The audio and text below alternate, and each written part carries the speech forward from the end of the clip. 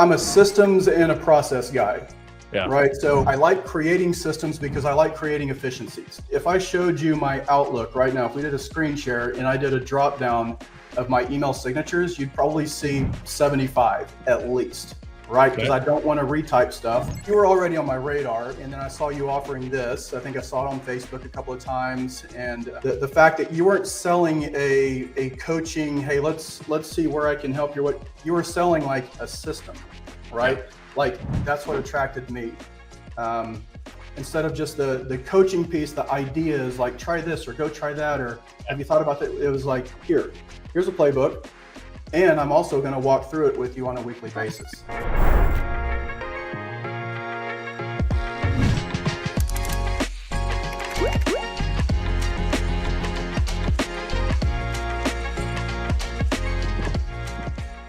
Hey guys, Wally Olivieri. All right, so what is 24/7 mindset? Most times when you hear 24/7, you're thinking what? 24 hours a day, 7 days a week, just grinding, hustling. You know, I learned over time a 24-year career in mortgage and multiple other businesses that I own is unfortunately, you'll get burnt out. I became an absent father, I became an absent husband, and I became a poor business leader because I was trying to work 24 hours a day, 7 days a week, trying to build a business, maintain a business. When I learned how to work smarter, not just harder, by doing things the best way it could be done, instead of just simply doing my best, I learned how to work only 24 hours a week, 7 months a year, while I got paid from the business residually 24 hours a day, 7 days a week. You can do the same. Welcome to the show. Super excited about today because one thing I really enjoy is meeting with other loan officers that I can learn from, that challenge me back and, actually implement. So I met this guy named Cole at a 24/7 Mindset Live event. What's super cool is he approached me, looked me in the eye, shook my hand, super high level of integrity guy. And he's super fortunate enough for him to be on the show with us. Awesome. Thank you. Appreciate the compliment. Yeah, I think when I met, and I was already originally talking to Travis, and you approached, you said you guys are business partners. And I love that from the fact of, I get sometimes disappointed when you're speaking at an event or whatever the case is, and some people they've got a question, they want to introduce themselves, but they just don't feel like they've got the courage to. So I appreciate you saying hi. Yeah, absolutely. Well, Travis spoke highly of you, and then we have a mutual friend in Coach William P. Hart. So, he was there at the event, so it was fun. It was cool. It was great to meet you. Awesome. Well, cool. Well, all right. So tell us a little bit about your history in mortgage.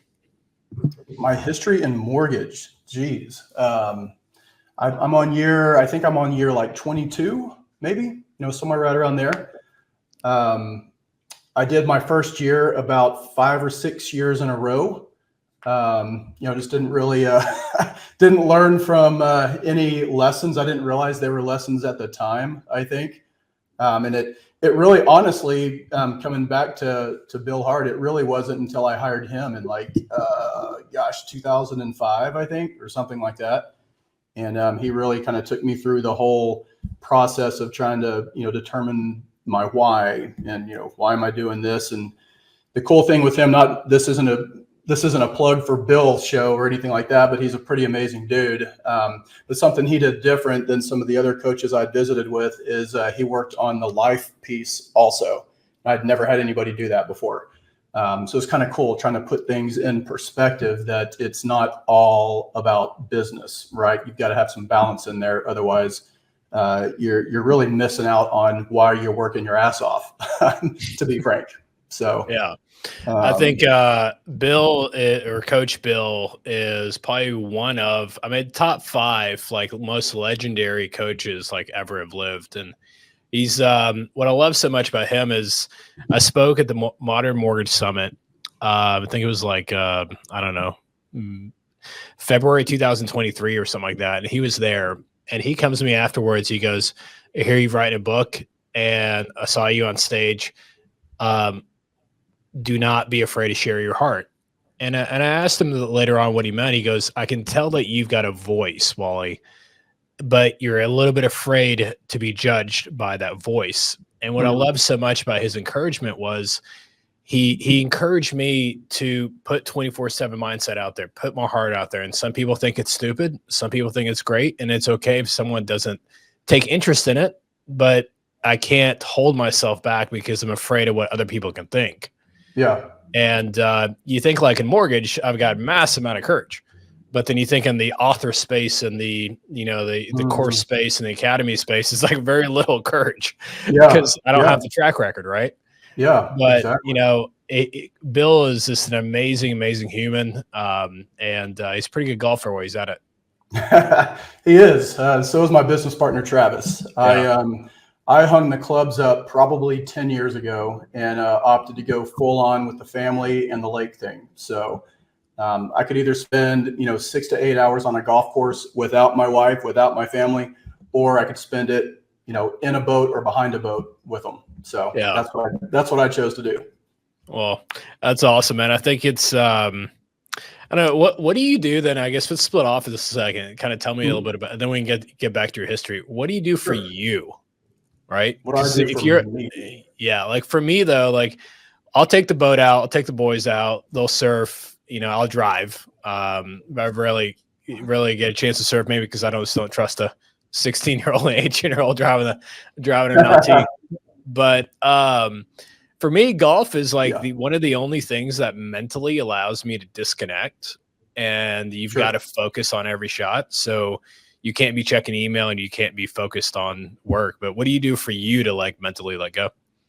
Yeah, very true. Very true. Yeah. So what do you do for you? I do a couple of things, I guess.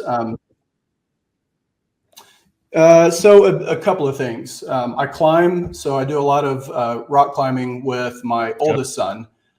We probably climb on average 2 days a week, something like that. Okay. And not only can you not climb with your phone, because it's kind of hard to check your phone when you're trying to hang onto the side of a rock or a wall.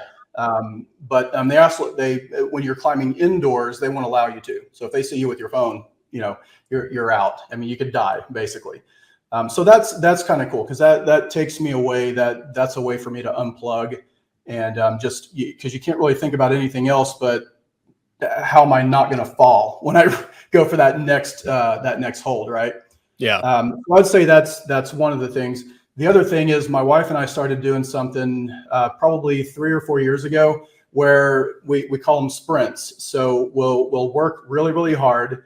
My wife is an independent insurance agent, broker. Okay. So it's kind of cool. We get to, collaborate with some clients from time to time.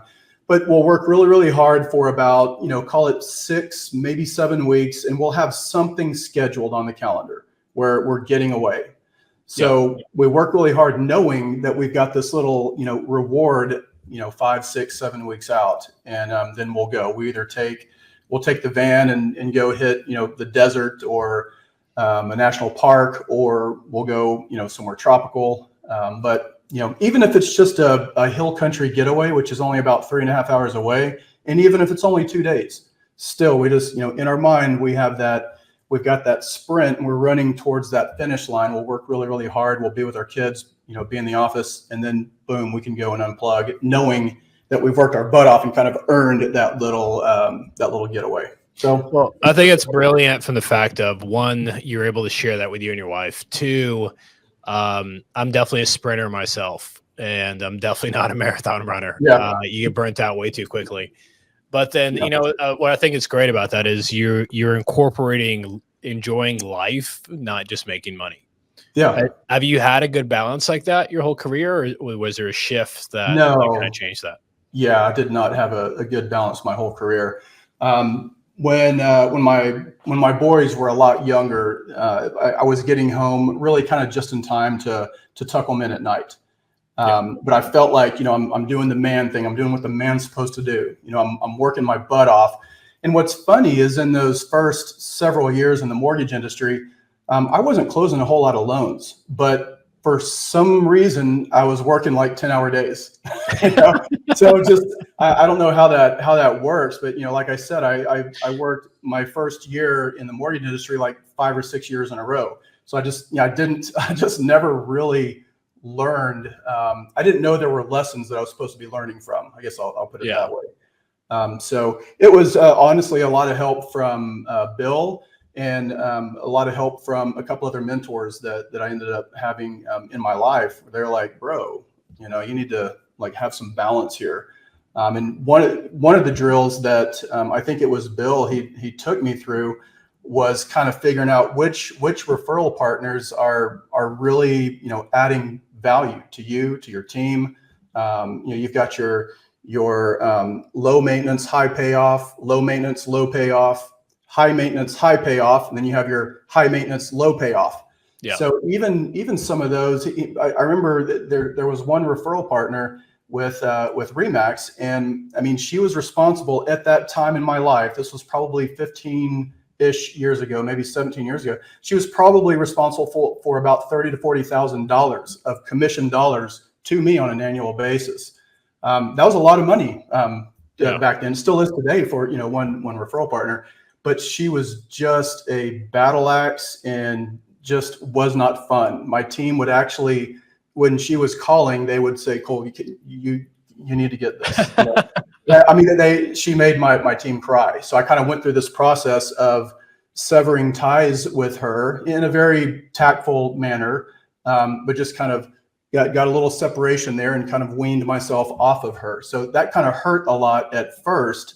But then as I was able to replenish that production over 4 or 5 months, 6 months, something like that, that freed up a lot of time, and that freed up a lot of like emotional space where I wasn't pissed off. And, it just, I think it was little things like that. That's one of the things that I didn't learn the first, say, 7 years in my mortgage career, if you will. Yeah. I think it's, what's great about that is you saw the bigger picture. You saw the potential of what you could do if you not necessarily had more self-respect for yourself, but there's more self-respect for your time. And it took somebody showing that to me. It took somebody who's either been there or has observed other professionals going through that same thing. It took them saying, "Hey, Cole, step over here, and I want you to look at what's going on over here." And that's, for sure. So once you had that shift, how did that change your career? Like, what was the new lenses that you're looking through, and how did it change? That's a good question.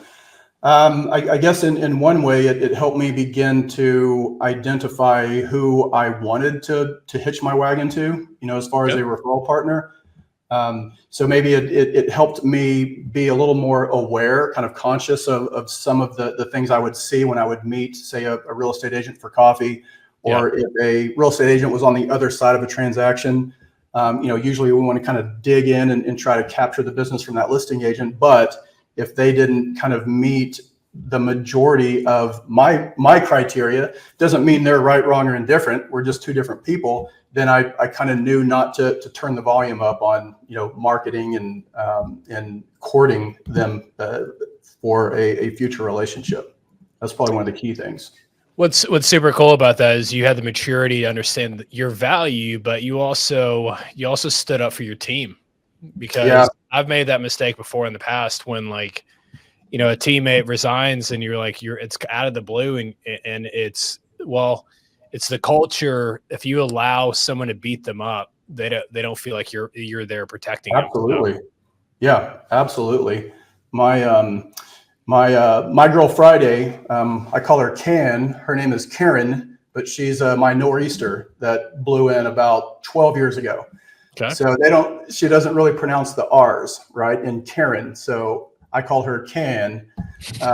She's been with me about 12 years, and she is phenomenal. I mean, she's a game changer, right? I've just so much trust, and I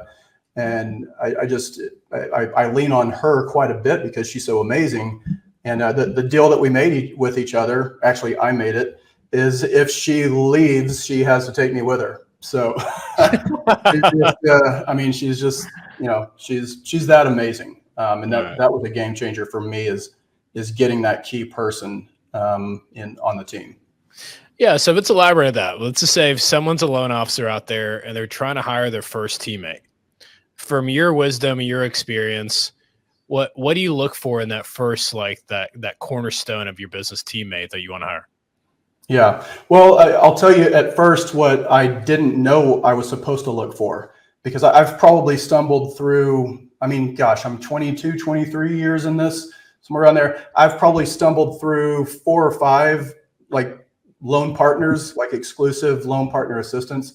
And it wasn't really their fault, is I hadn't really created a job description, if you will, for them. So at first I'm hiring people that when I interviewed them, we just kind of really connected, right? Which meant that there was probably too many similarities there. I'm a high I. I've got a lot of D in me. Not a whole lot on the I forget exactly what one. S and C. S. Yeah, the S and C, but I don't remember exactly which one is which. But one of them I have like none of, and one of them I have very little of. So I didn't know at the time that I should probably be looking for someone that would be able to kind of complement that, right? So I think when I cycled through 3 or 4, and I was like, okay, I think I'm the common denominator here, right?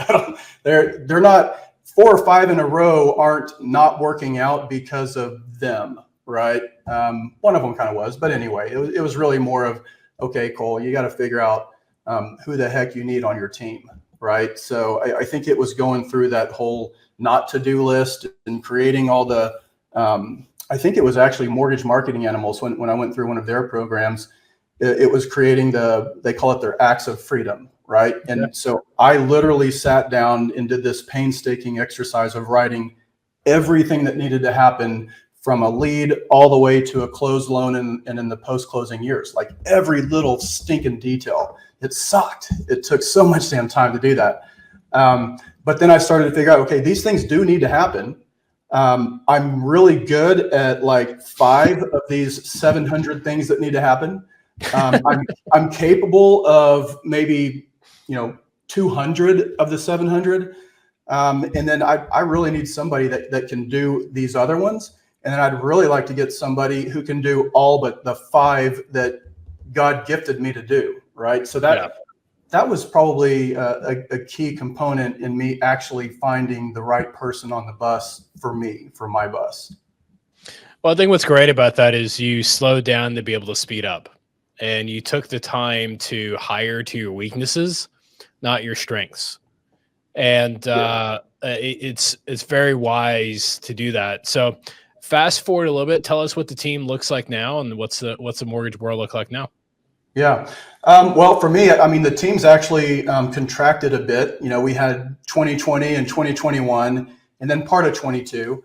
And then the other half of 22 hit, and then last year hit, right? And a lot of us were overstaffed. So right now I still have, there's basically 3 of us. So I've got Karen, who's we call him our LP3, loan partner level 3. She essentially takes it from contract all the way through to closing.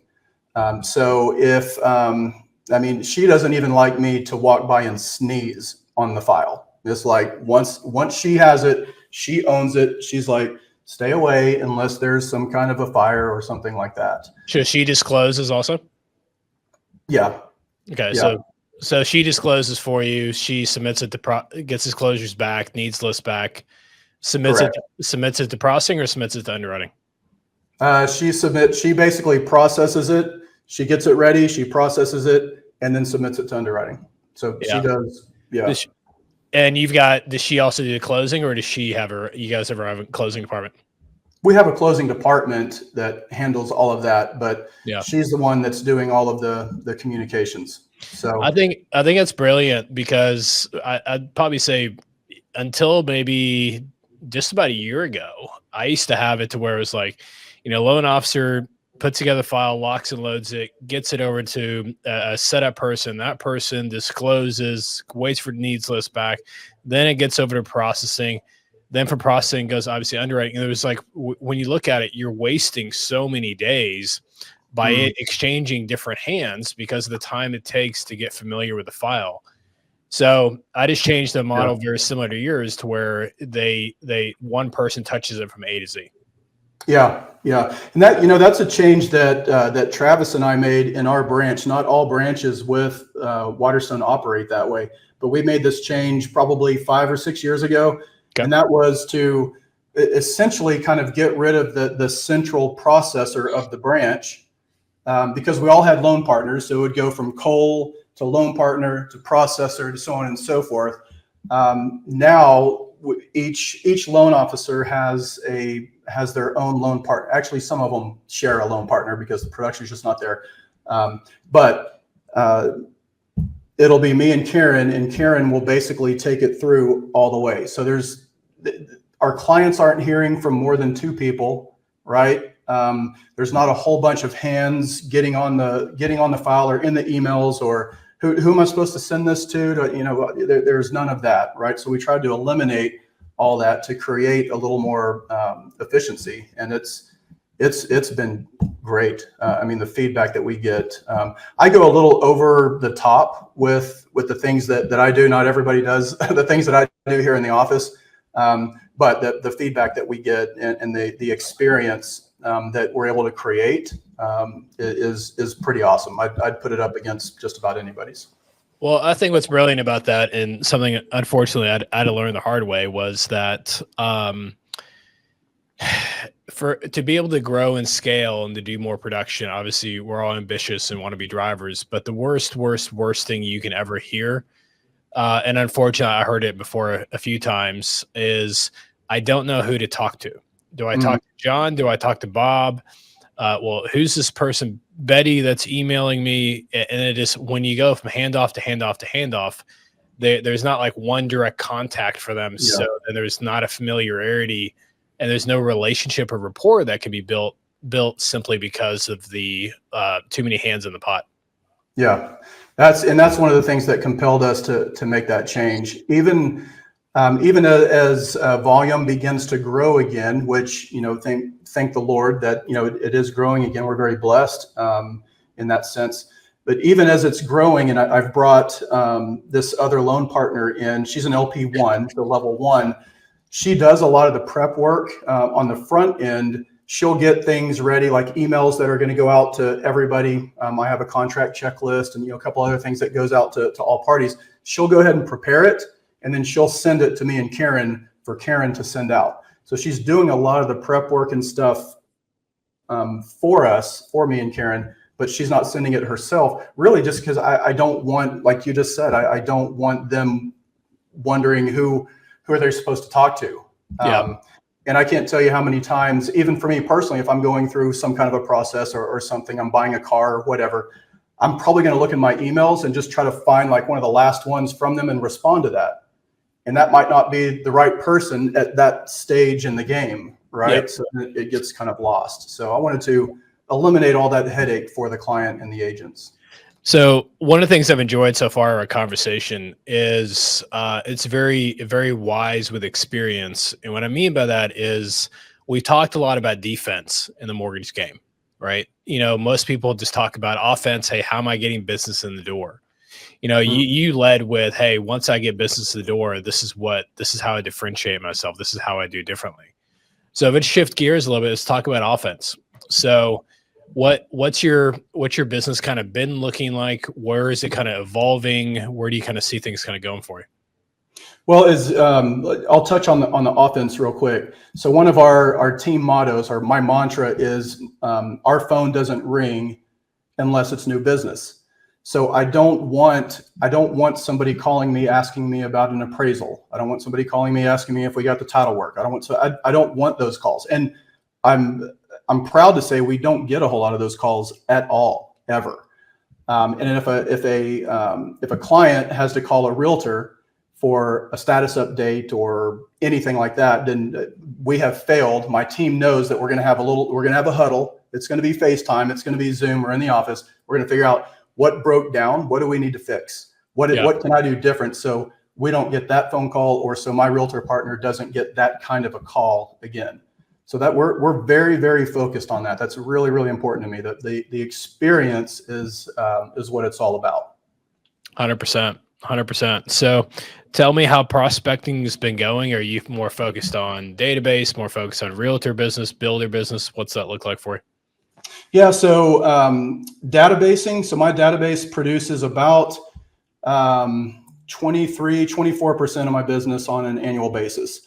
Now, during COVID, it was like 46%, but I mean, there were a lot of refis in there, right?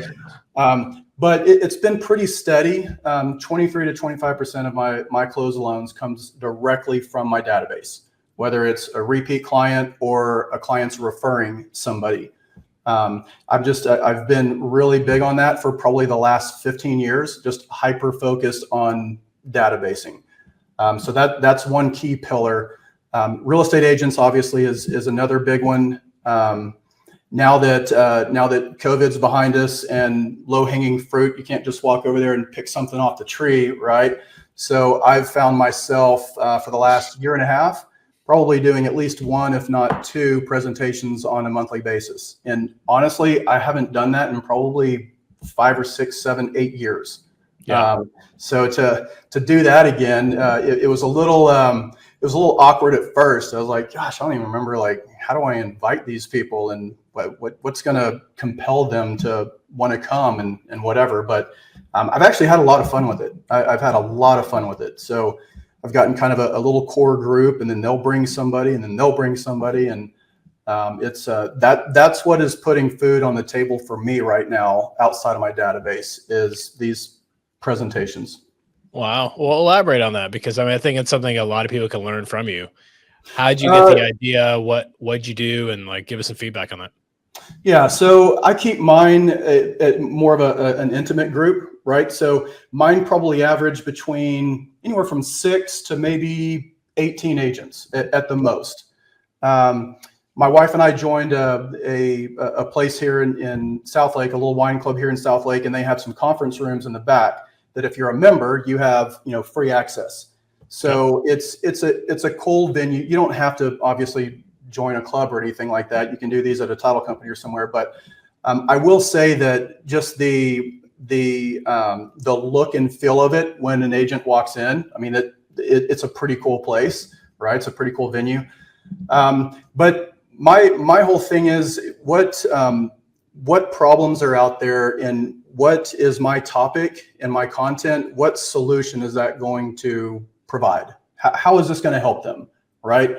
I have never done a seminar on what is an FHA loan, or here's all the down payment assistance programs, or not that there's anything wrong with that. That just doesn't get me excited. So in my mind, I'm thinking it probably won't get my agents or the ones that I want to work with excited. Yep. So I do things like around divorce and real estate. I do things like one of the more recent ones I did was the three things that will impact real estate this year. And I just kind of leave it at that. I'll send them a text and invite them, and I might put just a couple of little teasers in there, and I've gotten really good feedback from it.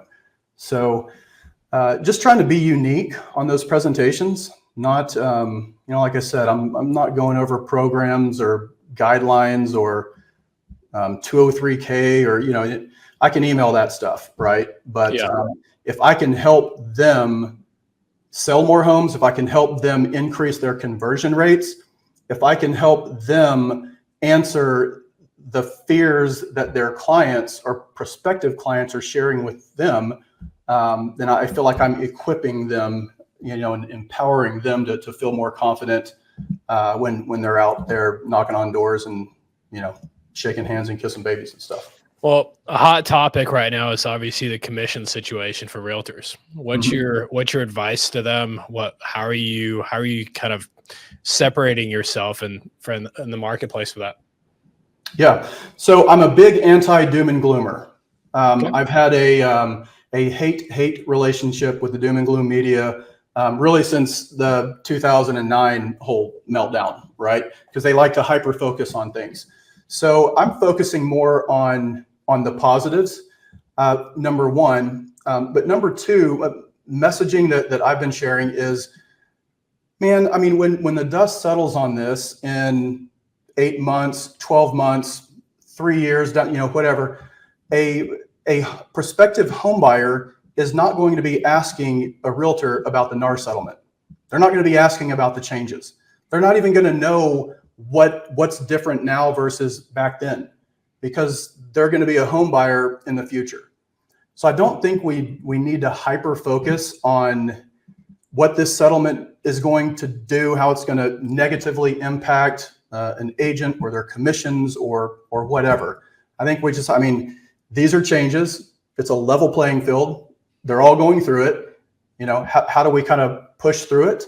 And how can I help my agents maybe work their database a little bit better to generate listings, right? Yeah. Because I think that's kind of that should probably be what the focus is trying to grab those listings. But yeah, I don't think we need to focus on all the negatives. Sellers are still going to compensate a buyer's agent. I really don't see that changing. I think a big part of it is going to fall back on the listing agent. And are they setting the table properly? Are they managing those expectations? Are they letting their seller know that, yes, things have changed, but if you want to sell your home for top dollar and kind of open it up to the biggest pool, you need to still participate. So I think it's going to take some guidance from strong listing agents to really coach their seller clients. Awesome. Yeah, I couldn't agree with you more, but also I think I love the mindset shift on your end. So we're a few minutes away from kind of wrapping up. But I want to be able to kind of ask, so you've been in the 6-Lane Highway Academy. It's been what, 3 months now? About 3 months. Yeah. 3 months. And then you were introduced to 24/7 mindset over the summer-ish or like Q3-ish, somewhere in that range? Yeah. When was it? Yeah. Let's say end of Q3, somewhere around there. So what attracted you to all of that, and what have you kind of done with it since then? Well, they say looks attract, so you're handsome. So that was the first thing that attracted me, of course. I'm a systems and a process guy. Yeah. Right. So I like creating systems because I like creating efficiencies. If I showed you my Outlook right now, if we did a screen share and I did a drop down of my email signatures, you'd probably see 75 at least, right? Because I don't want to retype stuff. And anyway, so I saw what you were doing. I followed you now for probably a couple of years at least. I think I saw you at, I don't know if it was a Duncan event or something where you spoke on stage, and I was like, that dude's got something that I don't. He's got something down that I don't. And you weren't up there all arrogant and cocky. I mean, you could like you said about Bill. I could hear that as well. I could hear the genuineness, right? And the heart that you have in it. Oh, I was at the event. I think you brought in a Northwestern guy. You guys have worked together forever. Yeah, it was High Trust Sales Academy. It was financial advisor John White, Northwestern Mutual. Okay. So you were already on my radar, and then I saw you offering this. I think I saw it on Facebook a couple of times, and I chatted with my business partner Travis here, and the fact that you weren't selling a coaching. Hey, let's see where I can help you. What you were selling, like a system, right? Yeah. Like here is what I do, and here's the volume behind me to back it up. So I'm not, as you say, your audio was matching your video, and I like that saying, by the way. I've swiped and adapted that one a few times. So that's what attracted me was here's what I do in a box. Here I'm gonna sell this to you, and then I'm gonna walk through it with you, and that's what attracted me. Instead of just the coaching piece, the ideas like try this or go try that, or have you thought about that? It was like here's a playbook, and I'm also going to walk through it with you on a weekly basis. So, it was one of these things that was like super duper important to me. And I don't know how you feel, but when I go to those like sales mastery events or those big time stages, I don't know if it's the insecurities that I have or if it's sometimes lack of confidence, but I walk away sometimes inferior to the speakers. And what I mean by that is, like, unfortunately, sometimes like I'll compare my insides to somebody else's outsides. And they're on stages, they're talking about how great is this is and great is that. And it's like a highlight reel. And you're like, man, that person's really got it all together. And, as you go back and you try to implement, you realize it's much harder. But I wanted to eliminate the gap between theory and implementation. And you see all these coaches or these speakers get on a stage and talk about theory this, theory that, theory this. And it's like what their theory is. And it's just so high level, but very little the coaches ever talk about here's step 1, here's step 2, here's step 3, here's step 4, here's step 5, here's step 6, and every systematic way. And it's super cool to see loan officers that, I got a letter the other day, this maybe about 2 weeks ago, that said, and I won't name it, he goes, I was in this person's coaching platform, this person's coaching platform, this person's coaching platform for 30 years now being coached. And I've made more money with your system in the last 90 days than I did all of 2023. Wow. And I thought that was super cool. The fact of he was also talking about how he was thinking about getting out of the business. Maybe it wasn't for him anymore. And like the mortgage business has been such a blessing for me, my family, financially, our wealth, lifestyle, all that fun stuff. And you see like being able to unlock that for someone else. I really enjoy more about the implementation than I ever do about the theory.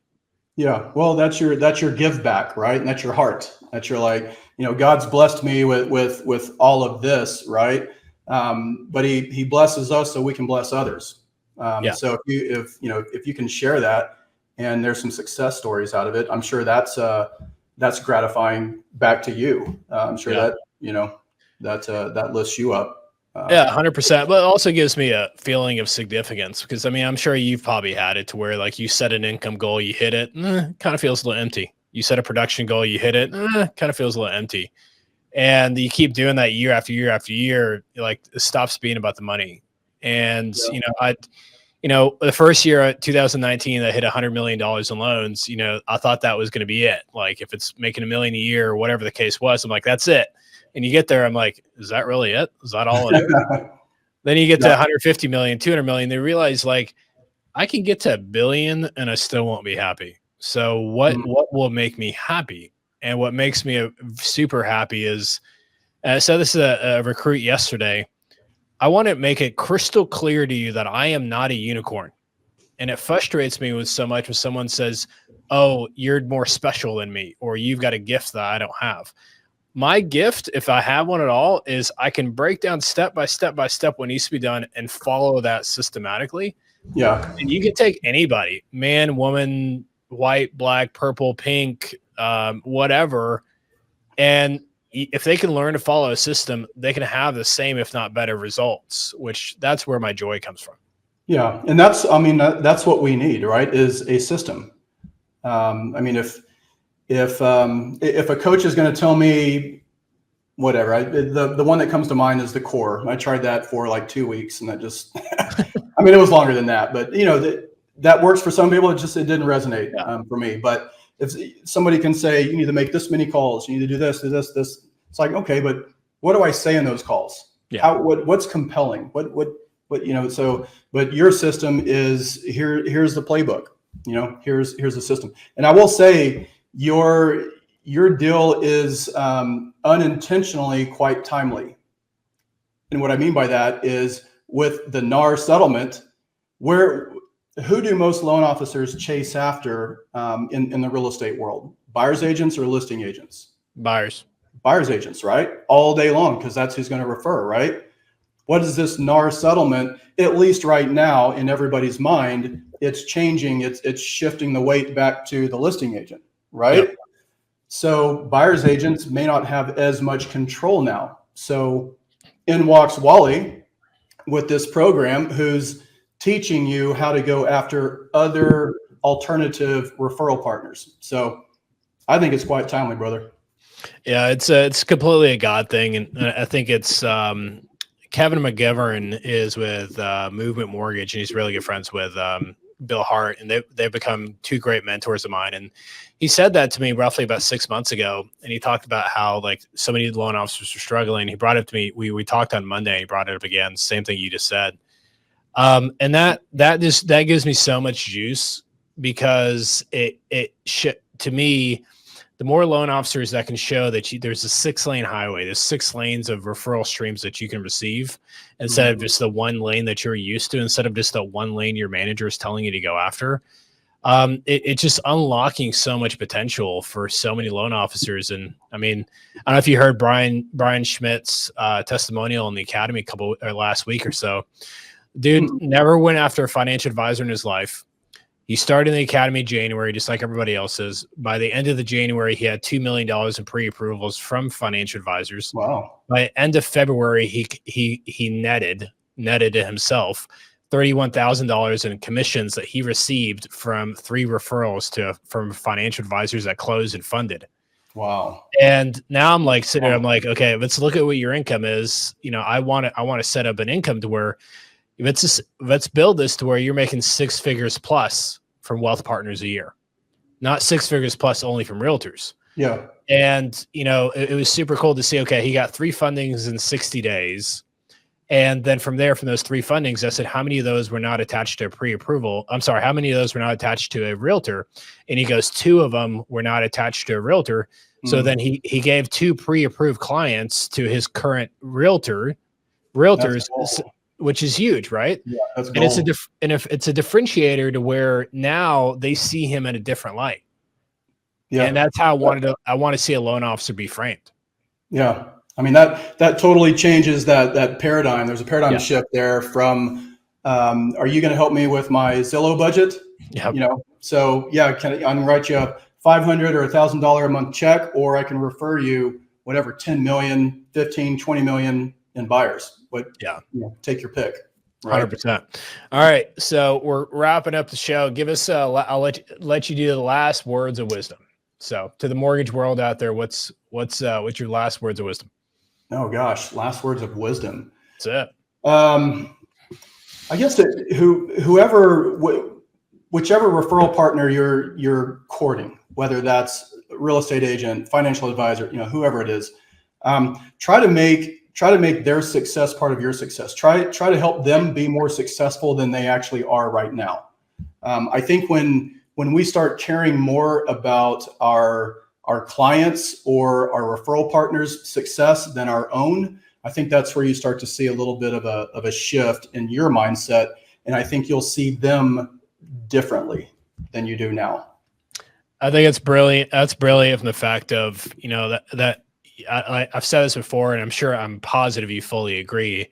Marriage is not 50-50. It's 100-100. Yeah, 100%, right? And that's no difference than our realtor partnerships or our business partnerships. Absolutely they need to be 100-100. And then if you can build a business that you care more about how many referrals you give out than how many referrals you receive in, that's a legacy that will last a very long time. Yeah, that's a differentiator for sure. Yeah. Cool. All right, brother. Well, hey, super thankful for your time. Thanks so much for being on, and then I'll see you in class. All right, man. Sounds good. Take care, brother. I'll talk to you soon. Bye. Yeah. So thank you so much for listening today. It means a lot you took time out of your day. I don't take that lightly. Understand very clearly that you're very busy.